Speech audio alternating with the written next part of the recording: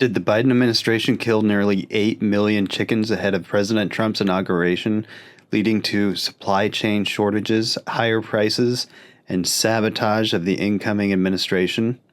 This is an interesting question. Post your answer down below. Hello, my feathery friends.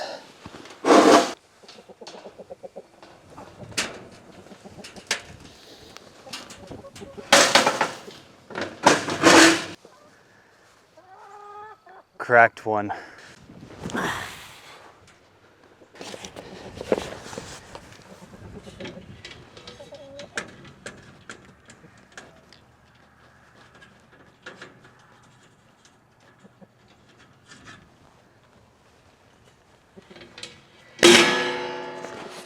We don't have an egg shortage problem in our household. In fact, we have an overabundance problem of eggs in our household. We also don't have a fertilizer shortage either. Plenty of that. We just kind of move them slowly across our grass. It looks like they kind of decimate an area after a day, but then like a couple days later, it comes back and it's just lush and green and beautiful. And they eat out a lot of the weeds. I've realized with our birds, they don't really like the zoysia that we planted. A couple years ago, we planted our whole yard in a zenith zoysia. It's a really short grass. It's kind of like a golf course grass. We did that because we were having copperheads come right up to the house where the kids play. And we didn't like that idea. So we made the grass really short, and they don't like the really short grass because then they get attacked by birds and all sorts of other things. But I wanted to talk about eggs today a little bit because somebody didn't like the fact that I said that I disagreed with Trump buying a bunch of eggs from other countries and shipping them into our country. And when you look at somebody like us, a small farm, and we have an abundance of eggs, and you ask me, Charlie, do you sell your eggs? I would tell you, no, it's not worth my time, it's not worth my effort, because normally eggs are pretty cheap per dozen. So just even the fact of collecting them, putting them into boxes, and then selling them isn't worth the time. Right now, $12 a dozen, it might be worth my time to at least throw some in a box if I had a place to just set them out for sale. But on a regular basis, it's not worth my time. It's not worth my effort. We raise hogs, we raise cows. There's other ways of making money. I'm working on getting a structure put on our property. Might have an on-farm store, in which case we might offer some eggs. Hey there, friends. So we've gotten our new buffalo tallow products in. They're glass jars. Unfortunately, some of them didn't make it through customs the way we wanted them to. Some of the lids have their labels kind of rubbed a little bit. So we're offering all of these that don't have perfect labels 5% off on Yanasa Trading Co. So check out Yanasa Trading Co. for some Bison tallow products. And guys, we still have a lot of Buffa Bro. Believe it or not, I use Buffa Bro on my hands. It's, we're manly men. We do a lot of things with our hands, but we're also fathers. We're also husbands. They like to touch soft hands. So guys, check out the Buffa Bro. Ladies, if you want 5% off some Bison tallow products, all that's wrong with these are the tops of the labels, but I've got to discount them because I'm not going to sell a product like that. Check out Yanasa Trading Co. When we're looking at the egg situation in the United States, it's been blamed on a lot of things, everything from the avian flu, which is getting worse, by the way. We're not getting the CDC updates that we used to get. And I understand, if you look at what the FDA, the USDA, the CDC, the scare tactics that they've been putting out over the last couple of years, they've had to kind of just put an end to it, restructure the whole thing, and figure out what's the best way to communicate with the public on these topics. But right now with the bird flu, we're not really getting as many updates as we used to get, but it is spreading more. In fact, in the UK, it started spreading to sheep now. So it's hit, about, from what I heard, 67 people so far. 67 people have contracted bird flu. I think actually that was since 2022, but 66 were within the last year. So bird flu is still a thing. Going out and killing entire flocks doesn't make any sense to me. I can tell you on our farm, we have had a bird get sick before. I don't know if it was bird flu or whatever. We didn't test it or anything, but we just kind of removed the bird. quarantined it. The other birds are fine. That bird died. And I think that, in many ways, there are a lot of birds that could recover. Now, if you look at our little system, it's a cage, a 6x8 cage that moves around the yard. We gave a farm in the mountains a much larger system than what we have, a 10x12 that could hold up to 50 birds. Our system, though, we only have about 11 laying hens in there. It gives us almost a dozen of eggs a day. We don't go through a dozen of eggs a day right now, but that's a decent amount of eggs. We could also make egg noodles and things like that with it. And they have more square footage than the requirement for most of the cage-free laws across the United States. I think that the cage-free laws also are part of the reason why egg prices are up. You have 9 states that enacted cage-free laws. I believe Nevada has kind of rolled back on those temporarily because of everything we have going on with egg shortages. But anytime, when I look at the market, I want the government as much out of our business as possible, because markets have ways of correcting themselves. If all of a sudden it becomes worth my while as a farmer to package up eggs and sell them, then I could create a business out of it. But for me to make a business out of it, I have to become strategic. I have to figure out, a workflow that's going to work for me. I have to make an investment into that. Okay, so it requires me having faith that the market is going to be there for me 6 to 8 months down the road, or even for several years if I have to invest money to be able to bring something like eggs to market. And that's just the reality of it. When you have the government stepping in and trying to price control things, that kind of ruins it for me. It takes the certainty out of the market in many ways, because now I don't know what's going to happen. I don't know where how many eggs we're going to be able to import into our country. And it starts to, it manipulates the market. And that's something you've heard me on this channel say a lot. I don't like market manipulation. I feel like, a lot of people complain about American agriculture. I remind people that for the, especially I get emails every now and then. They're like, for the last 25 years, American agriculture has done this, that, the other thing, and it's all Trump's fault. What they're forgetting is that for 12 of the last 25 years, we've had the same Secretary of Agriculture, Tom Vilsack. So if you have something to complain about, we know who we know who to blame, right? But most of the things that I have issues with are when the government tries to come in and take price controls. Because if more farmers suddenly went out and said, okay, I can make some money off of selling eggs. And so I'm going to package those eggs up. I'm going to start selling them at farmers markets. I need to buy a spot in the farmers market, but I have eggs. I can sell them. It'll pay for it. Maybe I need to invest some money into making sure that my products are clean when I bring them to the consumer. Of course, eggs like this, these are shelf stable for a long time as long as you don't wash them. My point is it takes that capital investment. And so when you see prices like eggs shoot through the roof, suddenly you have more people willing to make that capital investment. Now, there are even people at Costco trying to flip eggs right now. They're fighting over them in the store. But you can buy eggs and flip them, or as a farmer, you can set up a program on your farm to distribute eggs to the public. And that gives the consumer more choices. Now, what we saw with COVID is we saw a lot of farms actually start up during COVID. You guys saw me deliver compost to a farm called Our Farm up in the mountains last week. They actually started their farm in 2019. Bigelow Fields, which is one of the bison ranches we covered, they really got into farming. They had a public store on their property where they sold bread, where they sold baked goods, where they sold bison meat.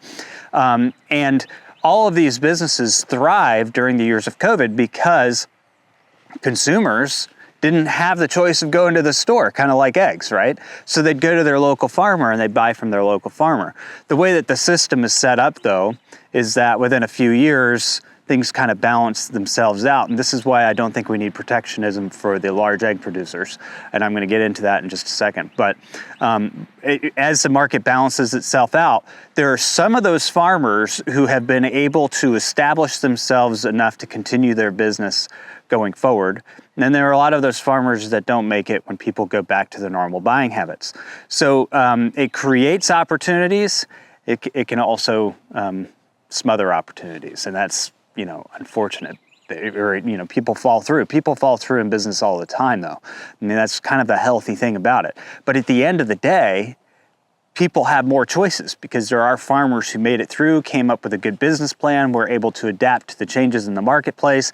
Now you have another source of food that you can go and buy from. And so when I look at market mechanisms, the less hands-on our government is, in my perspective, the better it is for us. The more opportunities there are for farmers, the more opportunities there are for the consumer. Yes, it does mean that prices would stay elevated for a period of time, but in the long run, you're much better off. So the reason why I think that we're importing eggs into the marketplace has less to do with the consumer and more to do with protectionism of the larger producer. And I say that because every Department of Agriculture we've had for as long as I can remember, Trump, Biden, Trump, Obama, Bush, I mean, you just want to go back through the list. They have all cared more about the large producers than the smaller producers. They make a lot of promises for the smaller producers, but the game is to be able to feed the public and have enough to export and trade with other countries. That's in the government's best interest, and that's why everybody that has ever been in office, whoever it is, cares more about the larger businesses. Now, when you have a problem like we have right now, where 150 million birds have been culled by one administration to protect the birds, which there's a lot of arguments out there that say it was an ineffective way of going about it. Right now, what the current administration is trying to do is increase biosecurity by investing and making grants available to a lot of farms for increased biosecurity. That makes a lot of sense because it's a biosecurity issue. They're also looking into vaccines. Personally, as a consumer, that concerns me a bit, but for the general populace, maybe that doesn't bother them so much. It is what it is. I'm not going to get into my opinions on all of that, but I am a medical marvel. I haven't had any vaccines since the day I was born, and I'm perfectly fine. So I'm planning on staying that way, and that includes what I eat. But they are making other investments. But one of those investments was to bring eggs into the market. For example, we went to several other countries. The European countries couldn't help us because they're having the same problem we are. So we're getting eggs from Turkey and we're getting eggs from South Korea. The first South Korea drop was in early March in Georgia, and it actually did. You saw the wholesale prices of eggs drop because suddenly we flooded the market with South Korean eggs, and it changed the prices. But these are temporary solutions. Neither one of these countries, especially with their own bird flu issues, can continue to just drop 10 to 20 tons of eggs in the United States to offset our costs. So it's not a very long-term practical solution. It's kind of a short-term Band-Aid, and it's not even to make the consumers feel good, even though it's pitched as a consumer thing. We're trying to drive egg prices down for the consumers. What they're actually doing is they're protecting all of these larger farm operations that have had to cull tens of thousands, if not hundreds of thousands of birds at a time to create the market space and keep it open for them. Because if you can keep the price of eggs under control, then they can, these guys can re-enter the marketplace. Consumers will be used to going to the grocery store like they have been, and it keeps people from finding other sources for their eggs. Because what happens is ultimately when people start shopping in other locations, they become a little more educated on where their food comes from, and then a lot of people, maybe 30% decide, I'm going to keep buying from the local farmer instead of buying from the grocery store and buying from these mass producers. So in my perspective, I think ancient eras and natural selection have refined and tailored pristine fibers with the resilience for today's days. Evolving beyond the last ice age, bison wool is nature's most dependable activewear. Buffalo Wool Company, 100% proven by nature, 100% American made. Are you looking for eggs? Yeah. Oh, you already harvested those? I crushed one, a blue-green one. but I saved these. There were only 2 down below There were 4 in the nesting box? nesting box. You might want to check and see if I just missed a couple Okay. down below. Okay. Anyway, so the concept of importing the eggs has more to do with protecting the status quo for the large egg producers and keeping the consumer in line with where they're supposed to buy from. And that's my perspective on it. It's not, like I said, in the long term, it's not going to keep egg prices down. The only thing that will in the long term is recovering our national flock and, you know, figuring out a way to get this bird flu situation under control. I haven't seen the current administration do anything when it comes to bird flu getting into cattle. Now that we're seeing it in the UK into sheep, that's another concern that I think they should have. I think one of the biggest concerns would be is if it gets into the hog population. The more this thing mutates, and that's the other thing is there are a lot of people who think that maybe part of the reason why they're kind of going silent on a lot of these updates is because this is going to be the next big pandemic. It has been growing, it has been getting worse, and we haven't handled it very well. Like, why are we now just investing in biosecurity measures? So anyway, there are positives to the way the current administration is handling it versus the last administration, which was just cull. And there are negatives to it, and there are risks involved.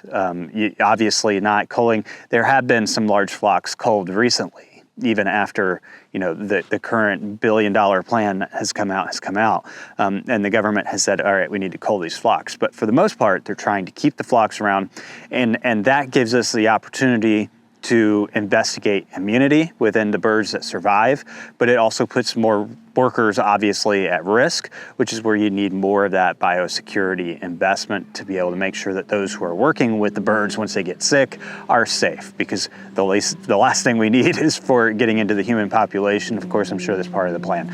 When people ask me, why that frustrates me, that's why. I don't think you could ever truly have a free and open market as long as the government is playing in it, as long as the government is controlling it. And price controls, they bug me. I mean, they halt investment. They halt farmers from investing in things. When the market is almost completely controlled by a bunch of bureaucrats, you never know what's going to happen. Whereas if it's controlled by a free and fair and open marketplace, and people are making the decisions, it's actually easier to read the consumer than it is some of our politicians. And I think that goes for everything, even with our trade agreements. I'm not against tariffs because I look at other countries and I see a lot of unfair things. I see a lot of slave labor. I see things that most Americans would consider unethical, but we like the cheap prices that we get from those unethical practices. It literally reminds me of during the slave trade when Britain was trying to shut down the slave trade, but they were still getting products and goods and services from countries where they were allowing slavery. So it was kind of like, well, we're just going to push it under the rug and hush it, but our consumers will be happy as long as they don't know the truth about it. Well, that's kind of where we are in society today, especially when it comes to agricultural products, which make up a very large part of the consumer spending. Right now, it's up to 11%. In reality, though, it used to be much higher than that, and it probably should be. I mean, it's the one thing that you have to spend to actually live, to survive, unless you can grow your own. I mean, it's not hard. What we do with our chickens is pretty simple. We used to let them run around, and people probably think I'm evil for putting them in a cage, but if you think that's evil, you haven't seen what the dogs or the coyotes or the raccoons or any of these other animals will do to them when they're out of the cage. That cage has actually protected them from predator attacks to the point where the predators were bleeding at the mouth trying to get into it. Pretty phenomenal system, if you ask me. So they're safe, they're happy, they move every day onto fresh grass, but I was getting a little off track there. The point I'm trying to make is that there are a lot of unethical practices around the world that make their agricultural products cheaper, and that makes our consumers want to buy it because they want to spend their money on other things. I get it, but they don't necessarily care. I think a lot of them do care, they just don't think about it.